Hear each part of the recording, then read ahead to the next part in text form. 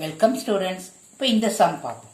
என்ன கொடுத்திருக்காங்க? √2 plus √3 minus √5 the whole square minus 2 √6 plus 2 √15 plus 2 √10 கொடுத்திருக்காங்க.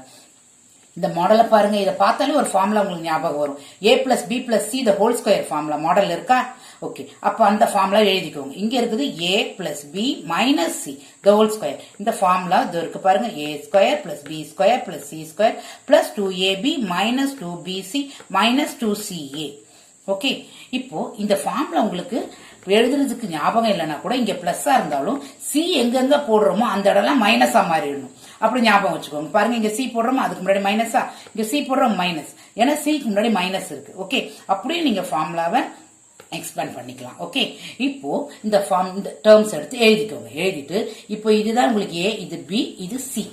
ஓகே, இப்போ இந்த ஃபார்முலா படி இதை எக்ஸ்பேண்ட் பண்ணுங்க.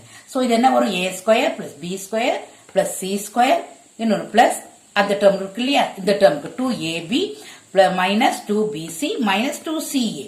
ஓகே, எழுதிருங்க. அப்புறம் இந்த ரெஸ்ட் ஆஃப் தி டேர்ம்ஸையும் எடுத்து எழுதிக்கோங்க.